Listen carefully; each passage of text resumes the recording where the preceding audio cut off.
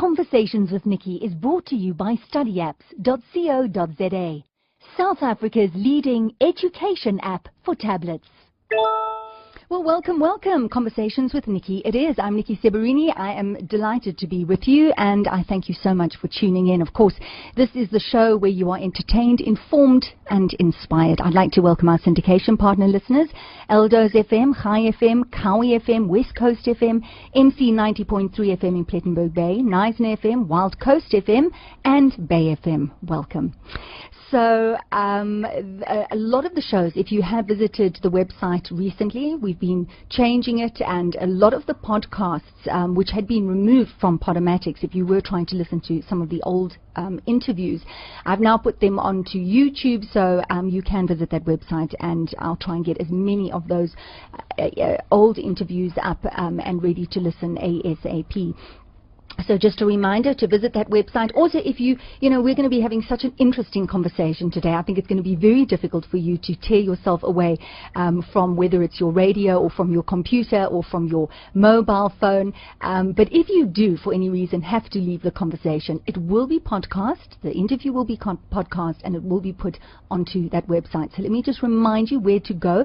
The website is www.conversationswithniki.co.za. Conversations with Niki, one word, and Niki is spelled N-I-K-I. You can also visit the Facebook page, because all the interviews are also posted on the Facebook page, and that's facebook.com/conversations with Niki.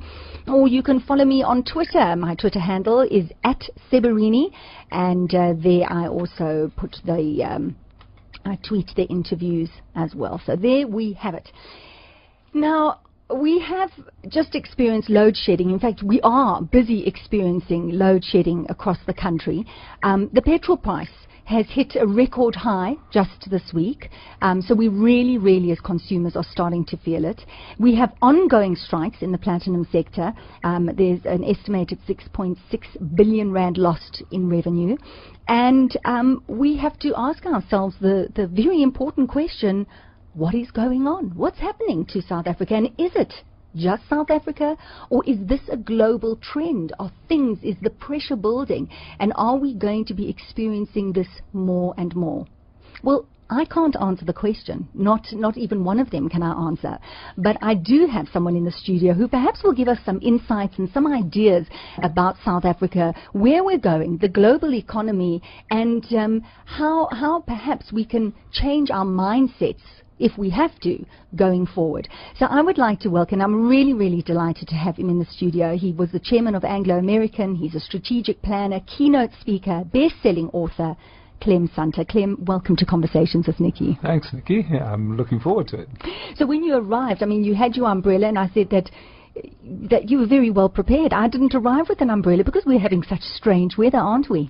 Yeah, and I'm a scenario planner, so I always prepare for the worst scenario, which is another bout of rain. But yes, we are having and clearly I am not. You're not. But you probably are more resistant to rain than I am. But no, we are having very unusual weather patterns. I wrote a book at the end of the 80s with two environmentalists, Roy Siegfried and Brian Huntley, called South African Environments into the 21st Century. And we did quite a lot on climate change in the book. And the thing that we really put across in the book is that it's not so much that the world gradually warms up that is the real thing to worry about. It's the fact that you'll have an increasing frequency of abnormal weather events. Mm-hmm. And certainly the last year and the beginning of this year, we've seen incredible weather events around the world. And so I'm sure there's a lot of discussion about whether this is due to man-induced carbon emissions or whether this is just part of a natural cycle. I find it very interesting because there are so many interviews and many people are talking about climate change and where we're going and how government has to step in and CO2 emissions and we always seem to be hanging on to what the scientists have to say. And I watched a very interesting interview where there is this, he's an actor, he's a presenter, he's also studied science, and his name eludes me, but he talks about the fact that whether we prove it or whether we don't prove prove it, as in whether we listen to the scientists or not. This is a reality. If you go up to the North Pole and you see the icebergs are melting and you just see that the climate is changing before our eyes, you cannot argue that point. We always seem to want to ask the scientists as to whether we should be stopping something or not. And it always seems to boil down to how much money we're spending. Yeah, well, the first point is that the people who deny climate change will produce evidence that, you know, for example, the temperature in the world over the last 10 years has been flat, whereas predictions were that it would sort of rise all the time. And, you know, an argument of why that has happened has been given by the climate change people, that the wind over the Pacifics has actually strengthened and that this has led to a cooling effect. But my point is always, you can't only rely on evidence to prove it, because we're going to wait 100 years. What you have to do is have the best, like the trial of Oscar Pistorius. You have evidence for, evidence against, and you weigh up the two, and then you come to a reasonable decision. And that's what has to happen with climate change. It's got to take the emotion out of it and actually say, let's look at the facts either way, and then based on the probability that we are changing the climate and the impact that it might have, what are the things we should do about it? Because it's one of my big points about the future. You can't actually really forecast very accurately what's going to happen in the future. You paint scenarios, you look at the flags, and then you consider the probabilities. That's the only way you can do it. I'm so emotional, Clem. I'm the emotional person sitting right by your side. And I just say we have to live responsibly, and we have to think about the planet that we want to leave for our children and great-grandchildren. And that's, I know it's such an emotional response. Yeah. But on the other hand, talk to sort of Indian citizens about that, where, you know, a lot of them don't have very much money. They're building coal-fired power stations in India because that's the cheapest way to supply power in India, and moving to non-fossil fuel methods like nuclear power will just make, you know, electricity much more expensive for people who simply can't afford to pay. So there is this problem in the world that there is a serious cost associated with moving away from fossil fuels that you've got to weigh up very carefully what you actually do about it. Well, that's an interesting conversation. We're going to look at a whole lot of topics that are affecting us here in South Africa and around the world. But you know, just I mean, would you call yourself a futurist? You're a strategic planner. Would you say that I spent a normal career in the mining industry in Anglo American, and in the 1980s we brought to South Africa a Frenchman called Pierre Wack. He was the head of scenario planning at Royal Dutch Shell, and he showed us how the methodology works. And the chairman at the time, Gavin Relly, looked around for somebody to look after this function, and it was me. And so in the mid-80s we actually produced two scenarios for South Africa, which we called the high road and low road. The team's high road, because it wasn't me who wrote it, it was very much Bobby Godsall and Michael O'Dowd, said the high road is where you negotiate a reasonable settlement and get back into the global economy, and, you know, people concentrate on what should make South Africa a winning nation. That was the high road. The low road was where a very formulaic government of national unity was put in place, which nobody believed in. People were co-opted into power, and yes, you did have blacks and whites, but it didn't work because you hadn't consulted the real leaders, and it led to civil war and a wasteland.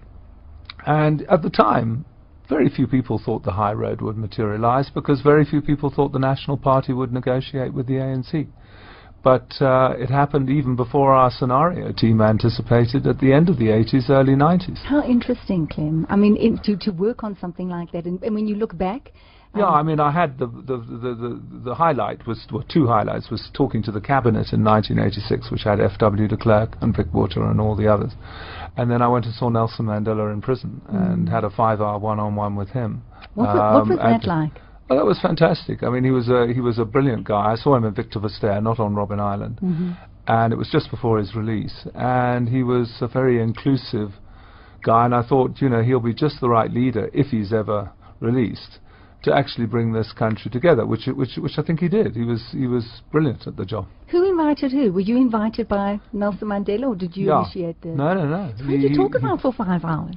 We talked about the future of the global economy, and we talked about South Africa, and we then over lunch talked about his early career in the mining industry and some of the things that he did before he went into jail. So, yeah, I mean, it was a brilliant experience for me, and I went back and told all my colleagues, if this guy's ever released, you know, he'll do a lot of good for the country. Did he change the perception? You know, when you walked into that meeting, did you have an idea of who you thought he was, and were your perceptions? Well, the only real thing that hit me was that he was a lot thinner than because when he went to jail, he was actually quite a bulky guy. I mean, he was a boxer amongst other things, and I saw this tall, very fit. I mean, he was very fit. But certainly my kind of perception of how he would age was different to the man that I actually saw. Because of course we didn't see pictures. I mean, we weren't allowed to see any pictures. There was absolutely no footage of there was no Mandela footage at all. And you know, he didn't want to dwell on the past. I thought, gosh, 27 years in jail. You want to dwell on the past? You want to talk about apartheid, migrant labour, you know, all the terrible things. He wanted to talk about the future and what would make South Africa into a winning nation, what we would have to do to our education system, what we would have to do to our economy in order to bring about you know, quality of life for everybody. And you know, I wrote an article recently for News 24 where I actually said probably the best document to measure South Africa's progress is the Freedom Charter, because it is a very simple document. It was published in 1955 in Kliptown, and actually it's got 10 kind of criteria for a successful nation, and I think it serves as a marvelous balanced scorecard against which we can measure our progress. I think it's much better than all these growth and development plans that we've had recently, which, you know, run to 300 or 400 pages and are full of stuff that people can't understand. The fact is, the Freedom Charter, because it was written by ordinary people, can be understood by anybody. And so, you know, I feel that what Nelson Mandela did was, when he came out of jail, was to actually fulfill a lot of the principles in the Freedom Charter. But, and there's the big but, although we've had political transformation, what the crunch now is economic transformation, because we've got political freedom in this country. People can vote. Everybody's vote counts equally. But we don't have economic freedom in this country. I mean, I sound a bit like Julius Malema, but actually it's true. We don't have economic freedom in this country. It is the truth. Yeah. But what were his thoughts on that economic freedom? I mean, how did he feel that all people in South Africa would be given an equal opportunity to be able to put food on the table, to be able to house them? I don't think he had any ideas at the time. He just wanted to know how the rest of the world was moving and how, you know, the Soviet Union had sort of, you know, collapsed, and you know what America was doing. I personally feel that the collapse of the Soviet Union and the fall of the Berlin Wall was very critical in terms of speeding up negotiations, because it removed that fear of Reds under the bed, which many white people had in the country at the time. I believe you were invited for lunch. You stayed for lunch. Yeah. What did you have for lunch? Do you remember? Yeah, we had sort of ham and vegetables, but what was so funny was that, I mean, we were totally alone in the cottage, and this warder wheels in this lunch, and Nelson sort of picks up each of the lids and says, "Would you like this? Would you like this?" And I thought, this is kind of bizarre, being served by the most famous prisoner on earth. But that's the way he was. He was fantastic. I mean, we just had such a beautiful conversation, and I left at about 2, having gone at 9. What a memory. And and walked down Fishhook Beach, kind of saying, wow, you know, what an experience. Wow. You know, I interviewed his chef a while ago. She put out a cookery book, and we spoke about the meals that Mandela liked to eat, and she said he's actually very, very healthy. He likes traditional food, but he liked simple food and low-fat food. Was he, I mean, you talk about him being fit when you met him. Was he aware of his health? He actually had a room in the cottage which was, you know, with barbells and other gym equipment to keep himself fit. But what really interested me was that the two of us were totally alone in the cottage for those 5 hours, other than somebody bringing in the lunch. So it was really great. One of those moments. And what I say now, of course, is that, and it was something we anticipated in the scenarios we wrote in the mid-80s, that there were two crossroads in South Africa. There was the political crossroads, where you had to grant genuine democracy rather than just have a government of national unity. And that was the first crossroads. But we always said, and this was where Bobby Godsall and Michael O'Dowd were so prophetic, that there was a second crossroads 20 years later, which was the economic crossroads. And that's where we are now. We have an economy which is great. It's the biggest economy in Africa. It's got lots of pockets of excellence. But what it isn't is an entrepreneurial economy where you have enough space, like elsewhere in Africa, where entrepreneurs can open businesses and grow them and possibly go overseas. I mean, that's why 7 of the top 10 fastest growing economies in the world are right now in Africa. Only 3 are outside Africa, according to the IMF. Why? Because there's an entrepreneurial revolution going on in all those countries, because people have the space and the freedom to open up their own businesses. So let's talk about the space and freedom. What don't we have in South Africa that they have there? Well, we have the large businesses here in retail, like Pick n Pay and ShopRite Checkers. We have the large businesses in banking. We have the large businesses in mobile phones. And, you know, virtually any sort of industrial niche, there's a medium-sized to large business. In many other African countries, those businesses have to be built up from scratch. And people are doing that. I mean, Kenya, for example, is the first country to use the mobile phone as a electronic wallet. So you go into a shop, you put in your code, and your cell phone gets swiped, and your balance goes down on the phone, and the shop's balance goes up. In Kenya. And it's a first. It's a first in the world. I mean, there's American credit card companies that are now studying the system, because they feel that probably in 10 to 15 years' time, Americans will be using their mobile phones more than their credit cards to pay for things at shops. And so, you know, Africa's not just doing the kind of low-tech stuff of, you know, basic farming and all that.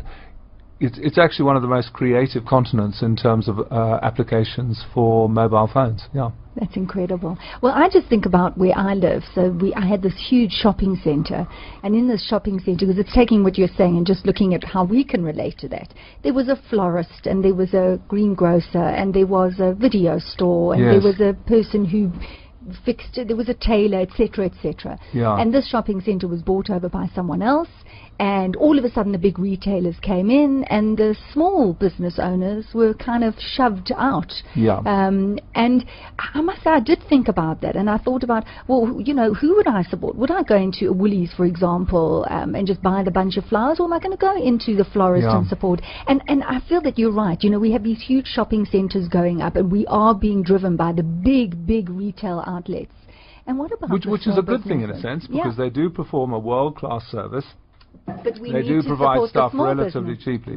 But you've got to find the right balance, because, you know, people are going to remain angry in this country until they are an playing actor in the economy. In other words, not just getting handouts. I mean, 60 million people right now are on handouts out of 52 million.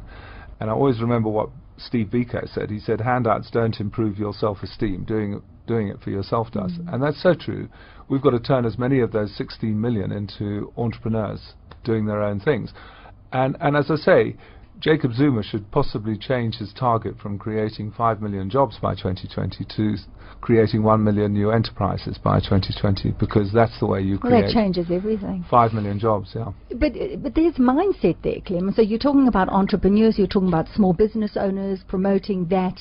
The EFF is talking about nationalizing mines, giving land back. So it's what, you know, where do you see the balance? Is there a balance there?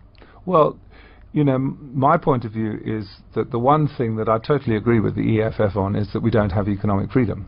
Where I disagree is how you actually create economic freedom. And I don't think changing the ownership of the mines from the current owners to the government, or changing the ownership of the banks, is going to achieve individual freedom for ordinary people in the street. And unfortunately, nationalization in many countries has just been an excuse for extracting money for the few in government, and not handing it on to the people. So, there are exceptions. Botswana has a very good relationship between the government and De Beers in terms of the diamond mines there. So you can have government-private sector partnerships.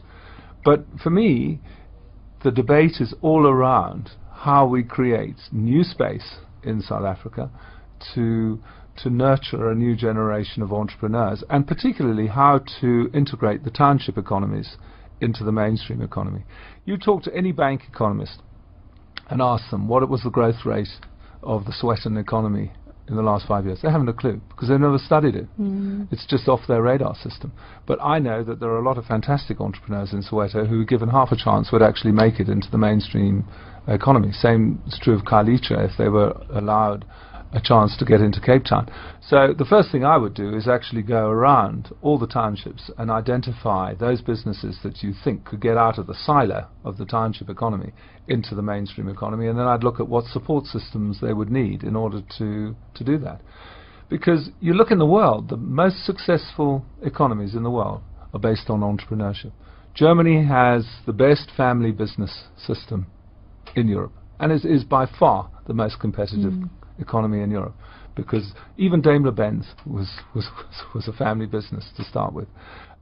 China. But there was how many years ago that's still like that? Yeah, no, Germany's still the biggest and probably the most competitive economy in Europe, better than France or Portugal, Spain, wherever. So I know you may say it's not too difficult, but it's there. China, I actually did some work in 2006 for the Chinese Communist Party. They asked me to go and show them how scenario planning works at a place called the Central Party School, which is the leadership academy outside Beijing. And what was really noticeable, after we'd done the session, they showed me around the classrooms, and they'd taken down the slogans of Mao Zedong and replaced them with slogans of Deng Xiaoping. So I said, why? To one of the professors. He said, because Deng, who succeeded Mao in 1978, said to us, we've got to create space in our economy, we've got to open it up, because we want international and local entrepreneurs to create wealth for themselves in China, and then we as China will share in that wealth. And they were the 100th ranked economy in 1978. It's now number 2. So they've gone up 98 places in 35 years because they put their faith in the entrepreneurs. And the other one is America. I mean, America rotates its entrepreneurs. You had Henry Ford producing the Model T. You had Bill Gates with Microsoft. Now you've got Mark Zuckerberg with Facebook. Yes. You rotate the entrepreneurs, because business never stays still. So you've got to have that kind of vibrant society which goes on producing new entrepreneurs. And when people say to me, we haven't got the technology to do that, my answer is one person who I talk about quite often in my talks, a guy called Siyabulela Zuza, who was a student that we interviewed for a scholarship in 2008. And he had just been awarded a prize by NASA. In fact, they named a planet after him for the advances he'd made to rocketry science. They did? In particular, rocket fuel. And he was 17, and he grew up in Umtata. And nobody's heard of him in South Africa. They've heard of Julius, but they haven't heard of Siyabulela. And this guy then went to Harvard. He had a spectacular career. Harvard have taken out a patent on one of his ideas, which is to have a non-chargeable mobile phone. He was the official guest of NASA at the second last launch of the Endeavour space shuttle, along with Barack and Michelle Obama. And when Michelle Obama gave a speech the other day in America, she particularly singled out Siyabulela as the kind of person that America wants. But and you say to yourself, celebrating him in he's this a superstar in America. Here in South Africa, no one knows him. Nobody knows him. The richest guy in Los Angeles is a Chinese South African who was educated at Wits Medical School. He's now worth $10 billion because he's now come up with a treatment for cancer which is related to the human genome. We have Elon Musk, who's probably one of the most famous business people because he launched the first commercial space flight to the lab. So in America, I think that the number one nationality of super achievers right now are South Africans. Pretoria Boys High has also produced 2 Nobel Prize winners in America. One for medicine and one for chemistry. But it's all happening in America. And it's all happening in America. So if they had to stay here, Clem, and they had to use this brilliance and this forward thinking and this innovation that they have, would they be able to impact on our economy? Absolutely. So why do they go? Why aren't they here? But that's why I'm saying we've got to get the message that we have incredible pockets of excellence in South Africa. What the government should be doing is actually praising them to the skies and saying, rather like Michelle Obama or Barack Obama, we need you. But they don't. I mean, the word entrepreneur is very seldom mentioned by anybody in the cabinet, and yet that's what the economy is all about. It's people with bright ideas coming up with something new. It's why the Kenyan economy is growing at 8% per annum. It's why the Nigerian economy is growing at 7%. It's why, as I said, 7 of the top 10 economies in Africa, so in the world, which are growing fastest, are in Africa. I mean, that's an incredible statistic. Only 3 economies excited about this. Are in Asia or South America, and this is exciting, and it's the way to go. And I just don't know when our government is going to wake up and say, how do we create the environment to bring together the township and the mainstream economies? How do we help them? How do we, what kind of tax breaks? What kind of ways can we not regulate them out of existence? All those kind of things. That's what we should be discussing. Well, really, the discussions that we are having seem to center around e-tolls, seem to center around the mines, the strikes that are happening all the time. As I said, the petrol that is going up, the fact that people are disenfranchised, and no one's coming up with any solutions, and we just seem to be going round and round, and just listening to you, talking about these incredible people that have come out of South Africa and the potential that Africa has. I'm excited about it. I just wish the right people were listening. Yeah, well, I've been calling for the last 2 years for an economic CODESA, so that, like the political CODESAs in the early 90s, you get a range of people together to basically come up with the equivalent for the economy that went into the Constitution, which is how do we actually create this inclusive economy which goes with the political democracy that we have. And I think that there's a growing kind of recognition that you have to have something between business and government, some form of partnership, because even Pravin Gordhan said the other day, we've created, 1 million jobs since 2008, but now the private sector must start creating jobs because we can't do it forever. So he's issued the challenge, but I do feel that you need the conversation in order to create the right environment. So we're going to take a break in a moment, but I did start off and I said, is it a mindset? And is this something that the conversations we should be having at school?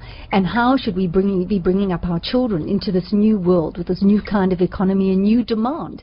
And then we look at a whole schooling system where we have children sitting behind, desks and still writing on chalkboards in most places in this country, and that would just stifle a brilliant mind. So I think it goes so much deeper, Clem. It's really going right. My point is that schools are educating kids for the job market of the 1960s, when you had to get here a good matric, and then you went to university, and then you waved your CV in front of any organization and you got a job.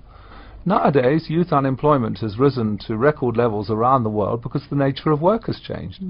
Technology has driven a huge wedge through a lot of jobs. And secondly, most large businesses now subcontract a lot of the non-core activities to small business. So the chances for most kids are that they're not going to get a job. They're going to have to create a job for themselves. And I feel that the year before matric, they should be taught to run real businesses where they have to learn real stuff about personal branding, about cash flows, about turning an idea into a commercial proposition. They should be learning all that in the year before matric, because a lot of them are going to have to do that. I wish I had. I wish I had that opportunity. and more so our kids of today. We're going to have a break. We're going to continue with this fascinating conversation. If you have just tuned in, it's Conversations with Niki. I'm Niki Seberini, and I have Clem Sunter in the studio. We've got so much to talk about. Of course, Clem wrote the trilogy, The Mind of a Fox, Games Fox Plays, Socrates and the Fox, with Chantal Ilbery, and looking at the fox and the mindset of the hedgehog as well, which is quite interesting. We'll go into that as well. So let's take a break. We'll be back in just a moment. Hi, my name is Esvia Prinsloo, and I'm the HOD of IT Integration at Bridwin Preparatory School in Melrose. We started using study apps about 6 months ago and have seen astonishing results. We were quite amazed to see how quickly the kids have been able to use study apps and the benefits it has shown with regards to reinforcing what they've already learned inside the classroom. I would highly recommend study apps for any school. Studyapps.co.za. Well, welcome back. It's Conversations with Niki. It's really great to be with you. Thank you so much for tuning in. I'd like to welcome our syndication partner listeners, and that is Eldo's FM, Chai FM, Kawi FM, West Coast FM, MC 90.3 in Plet, Neisen FM, Wild Coast FM, and Bay FM. Just a reminder to visit that website, www.conversationswithniki, one word, Niki spelled Niki.co.za, and all the shows are podcast. They are there. I have Clem Sunter in the studio. We're having such an interesting discussion. We've been talking about South Africa, talking about the economy, and Clem is passionate about promoting entrepreneurship and small businesses in South Africa, and he's just been highlighting how this is the way forward if we in South Africa hope to cross this economic barrier that we find ourselves in, this stale pool. If we want to move forward, that's the way to go, and it's looking at entrepreneurs and promoting small business and using China as an example. Clem, I have to ask you, and this is getting a little bit controversial because China is everywhere and we are so reliant on China, and they're very clever the way they have positioned themselves globally.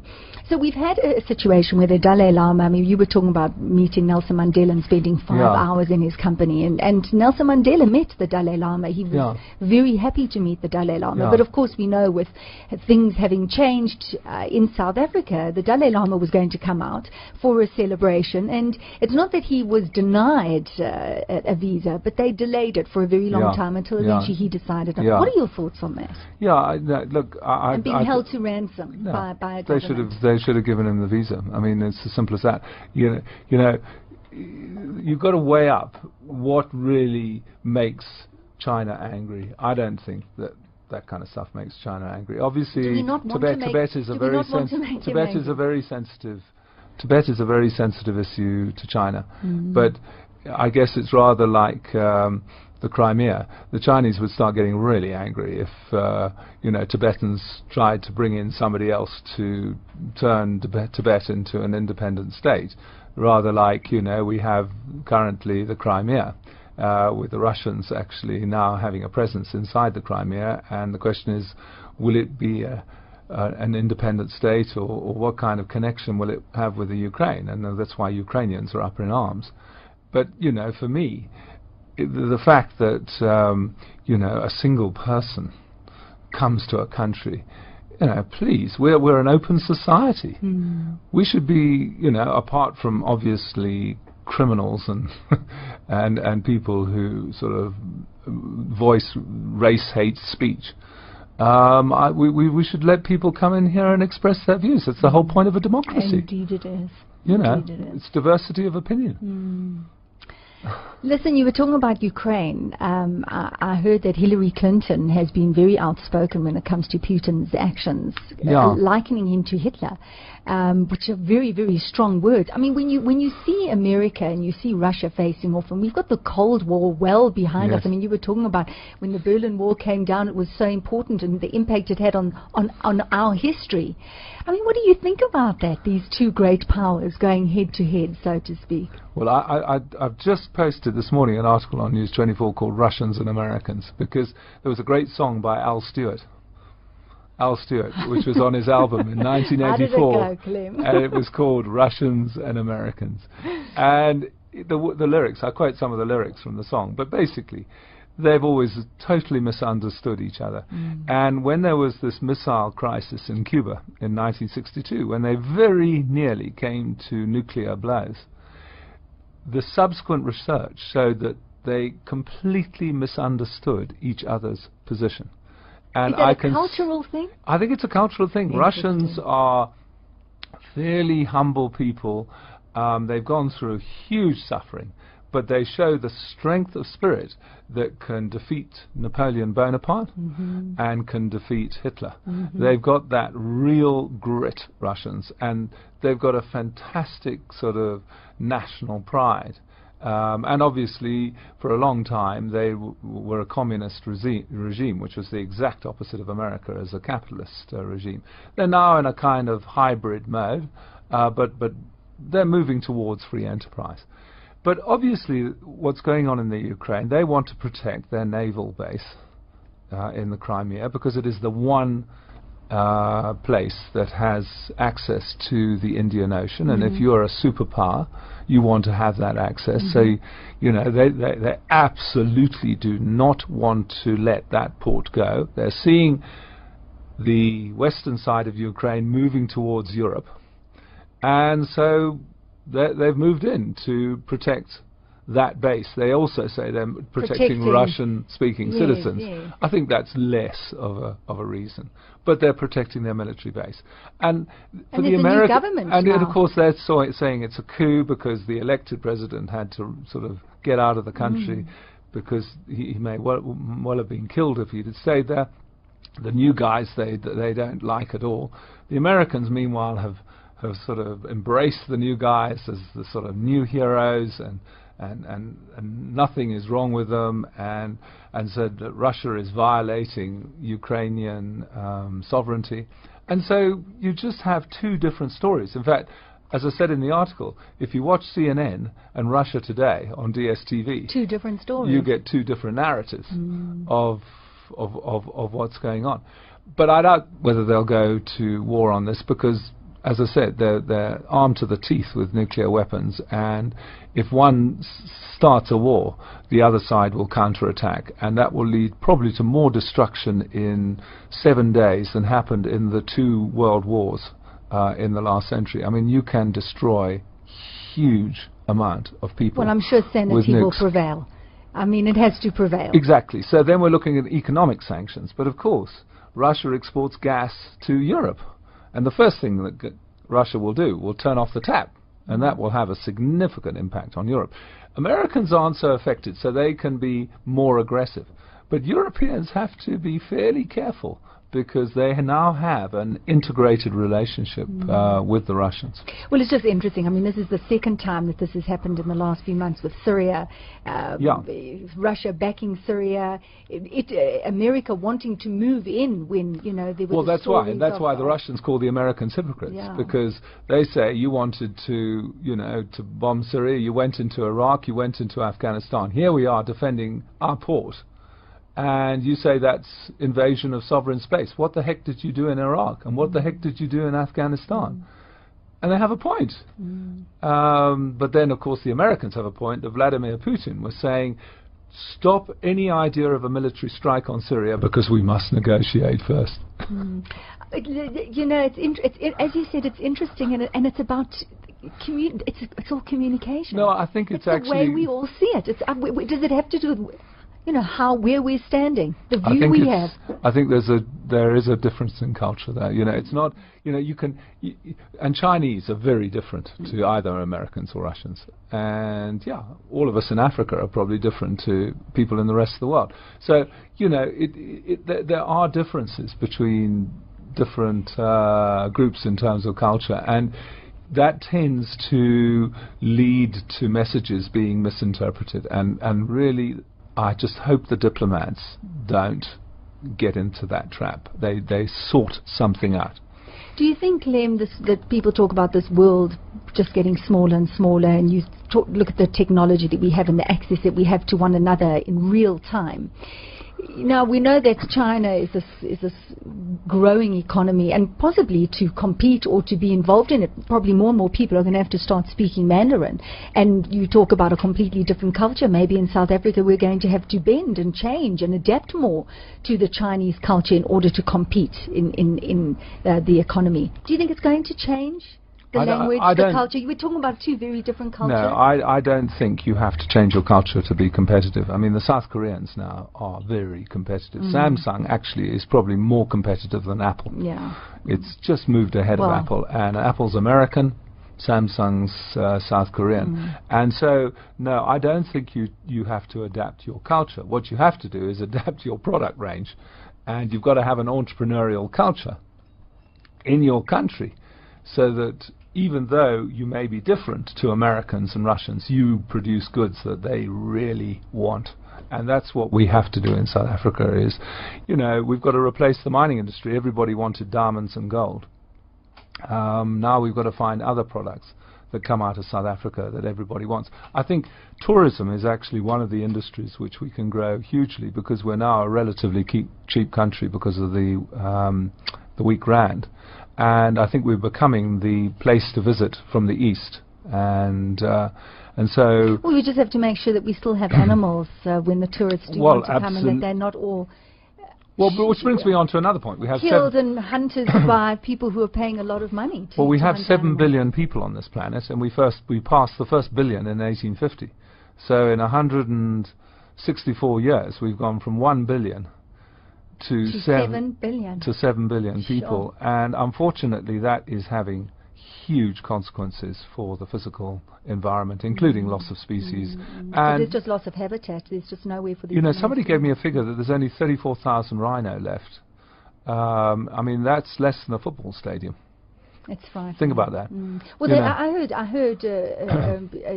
I don't know if it's really going to be happening, but they were considering the idea of sending a whole lot of rhino to, I think, Australia, and breeding them in Australia. Yeah. Because otherwise, the rhino will be a species that we talk about fondly, and perhaps tell our grandchildren they don't know what. But there's lots of less. Less conspicuous flowers and all insects, the time it's and it's happening because our footprint is remorselessly growing on the planet. And the other thing which I mentioned in the mega trends that are affecting the 21st century is that we are changing in terms of our own species from a relatively young species. I mean, the average lifespan of a human being in 1900 was 40. Even in America and the UK. At the end of the century, it was 83 in those countries. So we more than doubled our lifespan as a species in 100 years. There are more resources. But went, to a species that now lives longer than elephants. Sure. And so how do you cope with looking after all those old people that are around today? I mean, one statistic I was given, but I haven't verified, is that of all the people who've ever lived beyond the age of 65, over 50% are alive today. So I mean, the whole human species is changing, and we are impacting on the planet. Are we going to have to change the way we procreate and our family structure? I mean, look at in China, 1 child per family. Is that realistic? Is that the responsible thing to do? What do you think? I don't know. It's a difficult one, because China put that policy in place because they felt that they were running into overpopulation, because a lot of China is desert. But it's created a real problem, the one-child policy, which is that they're probably going to be the first country in 15 years' time to have more people over 50 than under 50 in China. And then you have the same problem as Japan and Europe, which is aging societies, which are no longer economically competitive. And probably one of the reasons that Africa has 7 of the top 10 fastest growing economies is they probably have the youngest demographics in the world. So putting a brake on human reproduction, whatever you consider about it morally, it has economic consequences. Let's talk about your books. I think you've written 14 books. Yeah, I've written a little bit more. I've That's written about 17. That's a lot of writing, Clem. Yeah, I know, it is. I know. Things going through your mind. Yeah. But, and the bestsellers. So, of course, you teamed up with Chantal Ilbery, and you have this fantastic trilogy. Fox Trilogy, it's the called. Fox Trilogy. Yes. The Mind of a Fox. Games foxes play, and Socrates and the Fox. That's it now in one book called the Fox Trilogy. There we go. Yeah. So, and it's this whole concept of the fox and being like a fox, as opposed to the hedgehog. Yeah. But we're not going to go into detail, but perhaps you can just explain very basically how it works. A hedgehog is a person who basically focuses on one thing and neglects everything else and says, I'm going to do it. And you can have very successful hedgehogs because they have one idea and they really make it work. But the problem is that when your idea is out of date or the market is changing in a different direction, that's where you need the foxes, because foxes are animals that never bet on a single idea. They're constantly looking around. They have much sharper eyes than dogs. And it's the speed and quality of their response to the changes in the environment that allows them to survive. And what we're saying for most businesses is that you want to survive a long time, then you're going to have to behave like foxes. You can have a visionary hedgehog who comes out with something really great for the initial direction of the business, but then you have to adapt that direction, and that's where you need the foxes who are looking around the markets and considering how do we have to adapt our product range in order to stay ahead of the game. Well, things are changing all the time. You spoke about Apple, you spoke about Samsung. Just look at the technology, what we had 5 years ago and what we have today. It's incredible. Exactly. You have to be a fox, because otherwise you're going to be left behind. You described, so you said a lot of North Americans, that the whole mentality was the hedgehog mentality. So you said President Bush was more of a hedgehog. Yeah. Who's more of a fox? Well, funnily enough, I think Obama's a fox because, a lot of Republicans, feel that he's not actually standing up to Putin. And in fact, I think John McCain used the word feckless in terms of foreign policy, American foreign policy. I think that Obama actually is adapting. As Putin puts a move on the board, so Obama will adapt. And I don't think on the very basic issues he's any different to Republicans. But there are people who believe that you have an idea, you should go for it, boots and all. And that's the way they are. And that's an old-fashioned way. And that's it's very, very hedgehog-like. But as I said, some hedgehogs are very successful. But for normal people, to be an entrepreneur, you've got to look around you. You've got to say, what's happening? What are the new technologies? How can I adapt my product? And that's what a fox does. We spoke about education a few minutes ago, and you spoke about education is getting kids ready for what the business in the 90s. Let's talk about ADHD. Let's talk about the fact that there are more kids now than ever before who have attention deficit disorder, and they are put on all sorts of calming medication, and a fox is an animal that, as you said, can do three things at the same time. They're always looking around. And in class, if a kid is asking a question and writing and jumping up, we're sedating them. And I know that that's very, very basic. But again, it goes back to what are we producing? What are the mindsets that we're trying to produce here in South Africa and around the world in terms of education? I mean, that's a very interesting question because, there's a level of distraction that can put great pressure on kids. And I think that the real change, if you ask me, in my lifetime, is the mobile phone, the cell phone, because it means that people have 24/7 access to you. And the work-life balance for many young people has gone out of the window because I used to go home and watch TV because nobody could get hold of me in the evening. Close the door and you were Close the door, and then you yeah. go away for 3 weeks holiday to Natal, and nobody spoke to you during those 3 weeks. Now people are, live all the time, and the same with kids. They have access to all these different technologies and information on the internet, and so it is a much more distractive environment for kids, and so I think that you have to teach them that they have to focus as well as well to succeed. And I'm not for one moment saying that kids should become hedgehogs or anything like that. But I just know that compared to my school environment, where we had textbooks and and we didn't have little phones that we could look at, Facebook and all this, kids of today have all those additional things, and it just means that there is a lot of attention deficit. I think it's a big on. challenge. I think it's a very big challenge. Yeah. Because you need to be able to adapt very quickly, but as you say, the concentration. You have to concentrate. You've got to be able to stay with something. Yeah. And foxes do focus. I mean, they look around the environment, they see how it's changing, and then they focus on their response. So they do focus. So how many more books are still there waiting? Well, no, what I do is now I write weekly columns for News 24, and I enjoy doing that because it is an online news service. You get comments immediately, and some of them are obviously very negative, and so it is democracy. So you read the comments? Oh, absolutely. Do you? Oh, yes. Because I learn. I think you're very brave to read the comments. I learn from the comments. So, absolutely, I feel that the internet is probably the best place to be in terms of media because of this openness between readers and writers. In newspapers, you have a letter to the editor, and he may censor it as well, and it's plonked in the newspaper.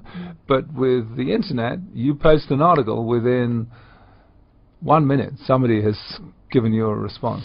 You've got to be thick-skinned, though, because that is one thing that does horrify me, is when I read people's responses, and then they can start attacking one another, and then it becomes personal, and then it's abusive, and then you think, well, where is it relevant? And no, but that's why I don't Twitter. I don't Twitter because tweet because I refuse to get into a sort of huge argument which everybody can read about. So what are your thoughts on that, though? I mean, we've been talking about a whole lot of things. Here we have the Oscar Pistorius trial, for example, and in real time we're hearing everyone's become the judge, everyone's become the prosecutor, and we're so involved, and we sucked into another person's world and another person's life, and it is a real tragedy, and we sometimes lose all sense. Well, this is the grand experiment, because I don't think I know the O.J. Simpson trial. They allowed part of it to be. But there was no Twitter or Facebook. And there wasn't Twitter or Facebook. But this is the first time the world has seen a live criminal trial in everything that takes place. So it is a grand experiment. And afterwards, I think there should be an evaluation of whether it worked, because I worry a bit about witnesses and talking to the whole world as opposed to talking to a court. Well, already there's been an issue with the witnesses' face going up. I know, going up on. And are the witnesses listening, and is absolutely. their testimony being affected by it? Yes. It's very interesting. And you wonder how much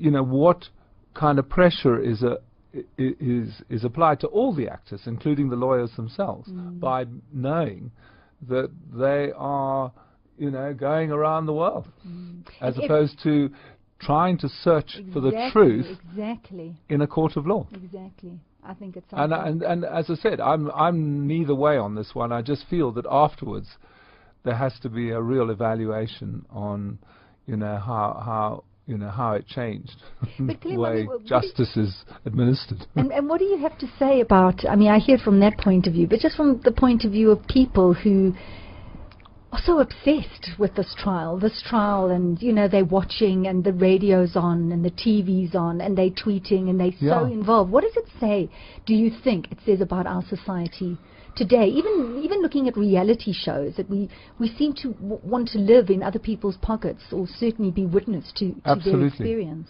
Absolutely. And what really is amazing for this particular trial is that it's not just us in South Africa. There are a whole bunch of people in Britain, and there's a whole bunch of people in America who are following it, and CNN and Sky News, and it's all over the place. And we live in a much more conversant world where everybody wants to know more about everybody else, and I don't know, someday there may well be a swing back to privacy, and it'll be interesting to do a thing on how many Twitter accounts have gone dormant over the last, or are dormant, and how many Facebook people have actually decided that they just don't want to be on Facebook anymore, because, you know, privacy is you know, something that a lot of people would like. Well, if you had to look at Facebook and if you had to look at Twitter, there are a lot of people who don't want it. I know. They want to tell the world how they're living, and they want to know how everyone else is. It's incredible, and people are using these tools in business, and it's but it's the way celebrities say really over the top things on Twitter, and then, you know, are totally remorseful afterwards. I say, get a life. You know, why make that comment in the first place? Because you know it's going out to the full world. Well, I think ego's found a fantastic medium. Ego's nodding happily and going, yes, I have a way. Yeah, I suppose so. That everybody, in a sense, is now acting in a play. Sort of internet, social. We create who we want to be, and we can create what we want to be. But that's the way the world's changing, you know. I mean, and that's why you have to adapt. Indeed. Now listen. You may be a little bit upset with me, but I have discovered that you are a lover of, look, he's rolling his eyes, oh no, that you loved, well, maybe you still do. I mean, you were a rock star in your day. You had a band at school, and we're handing over, I hope that guitar's not too small, it's my son's. And at varsity you played, you had a band, what was it called? Clem and John. And you shared a stage with the Rolling Stones. Yeah. Not anyone can just say they've shared a stage. Yeah, it was. Look, we were quite a popular band at Oxford University. Wow. We were 2 students at Oxford, and we used to play in the Union Cellars. And at the summer ball, I think in 1964, the Magdalen College summer ball, the Stones were asked as an up-and-coming Richmond group to play at the at the ball, which lasted all night, and so were we. So yeah. I met them when they really were the Stones. When they were just starting out. And the nicest guy in the group was Keith Richards, because he kind of said, well, if you play it this way, it'll sound a little edgier and stuff like that, you know. So, yeah. And when did you stop playing? I mean, having a rock band, and then you got serious, and you started working. I just, you know, just like I remember, I think it was Lennon's mother said, you've got to get a real job. You know, my parents said, you've got to get a real job. And so after I left Oxford, I got a real job. That's the way it is. It's so practical, though, Clem. Do you miss it? I mean, do you ever wonder how you would be, where you would be if you had pursued this rock star we wouldn't. career? No, we didn't record. We in fact, the university didn't allow us to record. It was quite interesting that they felt they didn't want the sort of courtyards of the venerable courtyards of Oxford to be besieged by fans, so we were not allowed to record. But of course that was dropped, because there were people subsequently who did make records at the university. But yeah, I mean, we played all over the country, and it was fun. I mean, it was exciting. Well, I've given you my son's guitar. The small little guitar is in your hand, and we've surprised you. One song. Because we haven't prepared. But come on, Clem. Okay, here we go.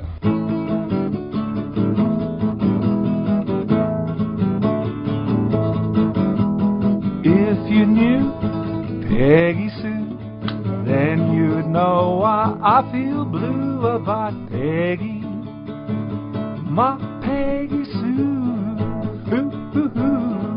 Oh, well, I love you, gal, I want you, Peggy Sue. Peggy Sue, Peggy Sue, pretty, pretty, pretty, pretty Peggy Sue. Oh, Peggy, my Peggy Sue. Oh, well, I love you, gal, I want you, Peggy Sue. Woo! Fantastic! Listen, you're so good, Clem. I think this is something you do when everyone leaves the room. You know, those moments of privacy. Do you still play? Yeah, no, they had fantastic.